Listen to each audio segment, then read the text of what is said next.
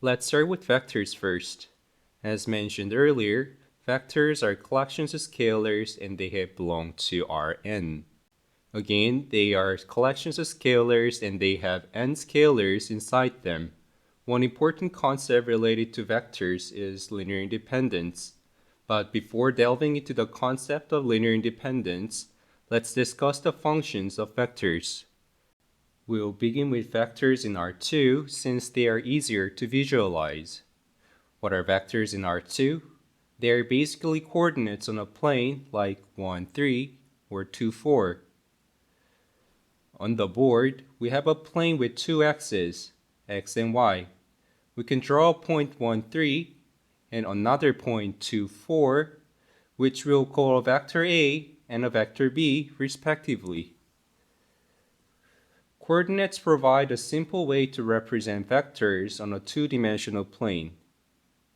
Now let's delve into the vectors on a two-dimensional plane.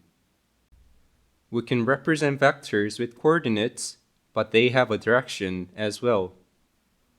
In other words, vectors can be represented as points, but they can also be represented as arrows pointing to their coordinates. Vectors are represented as arrows that point toward their respective coordinates. For instance, let's say we have a vector A pointing to a coordinate AB. We can say vector A is in R2 with coordinates AB. Let's draw another vector on the plane called B with values C and D. Then B is also a vector in R2 with the coordinates C, D. So far, we defined two vectors A and B. Now let me explain what linear independence is. It would be helpful to understand if you think linear independence of as how distinct each vector A and vector B are. Let's take vector A as an example. We'll start by extending the arrow or vector A in its current direction, adding straight lines both forwards and backwards. Similarly, we can extend vector B in its own direction, both forwards and backwards. As a result, vector A and vector B now have their own distinct spaces represented by lines extending from each vector. These lines are on a two-dimensional plane. However, these lines represent R1, which is a space of scalars. Therefore, the lines extended from vector A and vector B correspond to scalar spaces, or R1. In the two-dimensional plane, we have two lines representing R1. Now imagine there's a person walking along these lines. Let's say this person can only move parallel to vector A and vector B, either in the same or opposite as these vectors. Can he reach any point on the plane just by moving along these two lines? Put differently, can we find a path to any given point on the plane by only following the directions of these two lines? This scenario provides an easy way to understand linear independence. It's about figuring out if we can reach any given point on the plane by solely moving in the directions of these two lines. Let's draw a straight line on the plane. The line can have two opposing directions, and we can define vector A along the line. Next, we'll add another straight line on the plane and define vector B on it. If we can find the path to any point on the plane by following either the same direction or the opposite direction as vector A and vector B, then we say that the vectors A and B are linearly independent. However, if we can cover the entire plane using only these two vectors, we consider them to be linearly dependent. When do two vectors become linearly dependent? Let's draw a straight line on the plane again and define vector A along it. Then we'll define vector B along the same line. Despite their opposite directions, when you try to combine them in various ways, like splitting each vector and merging them, there are points in the plane that remain unreachable. In such cases, the two vectors are considered linearly dependent. For instance, let's take a vector A with coordinates 4, 2, and vector B with coordinates -2 and -1. Regardless of how you combine them, reaching certain points in the plane becomes impossible. I'll delve into a more mathematical explanation of linear independence. Suppose we have vector A with coordinates A, B, and vector B with coordinates C, D. If we can construct any point on the plane using the form alpha A plus beta B, then vectors A and B are considered linearly independent. Here, alpha and beta represent scalars. A simpler, less formal definition is that two vectors are considered linearly independent when we can reach any point on the plane by splitting and merging them. Let's test if we can reach this point over here using vectors A and B. First, we move along the direction of vector A by a certain distance. Then we can reach our destination by drawing a straight line starting from this point parallel to vector B. Vector addition is simply drawing a line in the direction of the first vector by a certain amount, and then drawing a connecting line in the direction of the other vector. Suppose we have vector A, vector B, and vector C, which is the result of adding vector A and vector B. How do we define vector C? Once more, we follow vector A until it reaches its end. Then, starting from the end point of vector A, we draw vector B. Vector C is the resulting vector connecting the origin to the end point of vector B. It is important to recall that if we can span the entire plane through vector addition between two vectors, then those vectors are considered linearly independent. Now, let's define a basis. Consider two vectors A and B on a plane. Since they are linearly independent, they can construct the entire plane through vector addition. For instance, if we pick any arbitrary point on the plane, we can draw a straight line in a direction of vector B first, and then draw the second line in the direction of vector A. Let's consider a basis for our n. As we need at least two vectors to construct R2, we need at least n vectors to construct our n space.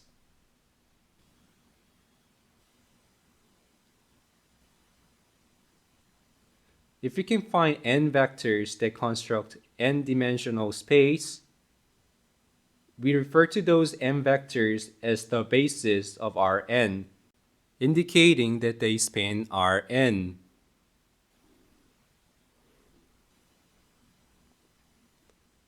This is the essence of definitions of basis and span. Imagine we have two arbitrary, linearly independent vectors. Can they form the basis of R2? Absolutely. By adjusting the length of these vectors, we can create infinitely many bases for R2. However, in the standard basis for R2, the vectors have a unique length of 1. To summarize, in the basis for Rn, there are n vectors, and together they span the entire Rn. As mentioned earlier, matrices can be seen as collections of vectors. Similarly, the basis of Rn consists of a collection of n vectors that span Rn. Let's consider two vectors A with coordinates 2, 1, and B with coordinates 1, 2. Since vectors A and B can span R2, they form the basis for R2. But how? Through vector addition represented as alpha A plus beta B. Using this form, the new x value becomes 2 alpha plus beta, and the new y value becomes alpha plus 2 beta. Any coordinates in R2 space can be expressed using this form. Let's arrange vector A and vector B in a matrix, writing each vector vertically. The first column represents vector A, and the second column represents vector B, forming a 2 by 2 matrix with values 2 and 1 in the first column and 1 and 2 in the second column. Within this matrix, we have two vectors from the basis of R2, although their length may not be 1, as it's not the standard basis for R2. Since we have two vectors in the matrix and these vectors span R2, we say that the rank of the matrix is 2. We can construct any vector in R2 with those two vectors in the matrix. Now consider a 3 by 3 matrix.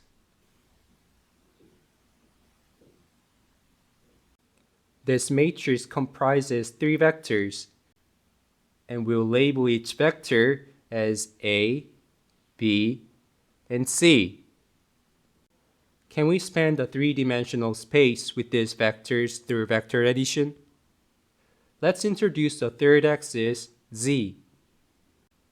By scaling each vector with alpha, beta, and gamma, they can represent any point in R3. Thus, the rank of this matrix is 3. So, is it always true that the rank of the matrix is always the same as its width? Not necessarily. Let's draw a straight line on a 2-dimensional plane. We'll place 2 points on the same line. The resulting matrix will be a 2 by 2 matrix with values 2 and 1 in the first column and 4 and 2 in the second column. What's the rank of this matrix? The answer is 1. Let me explain why. We can reach a point here with a linear combination of these two vectors as they have the same direction.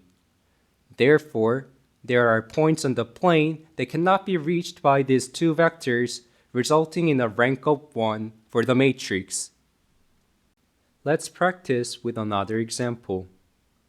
Is it possible for a matrix to have rank 2 in a 3-dimensional space? If the rank of a matrix is 2 in a 3-dimensional space, it means that the vectors in the matrix can only span 2-dimensional plane in the 3-dimensional space.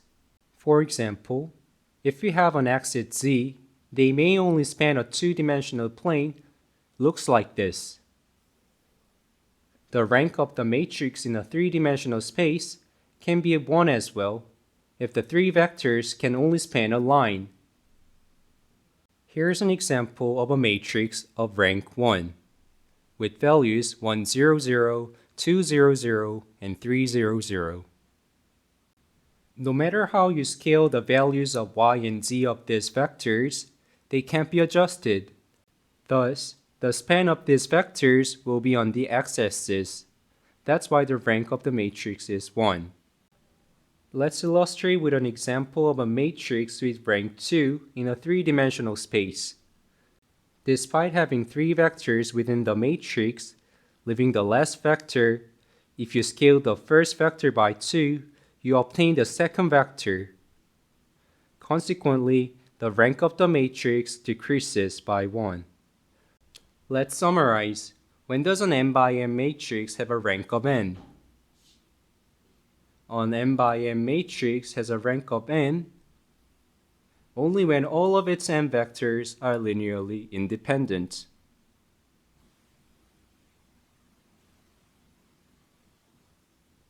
However, if the vectors are linearly dependent, the rank of the matrix will be less than n.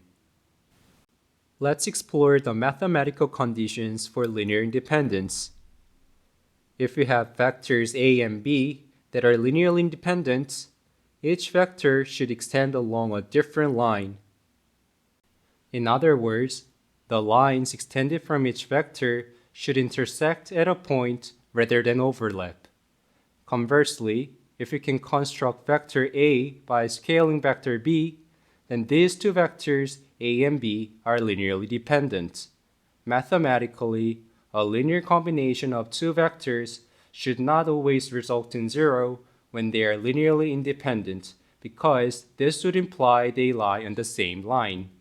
There should not exist a combination of alpha and beta where the linear combination of the vectors equals zero. It's a mathematical condition for linear independence.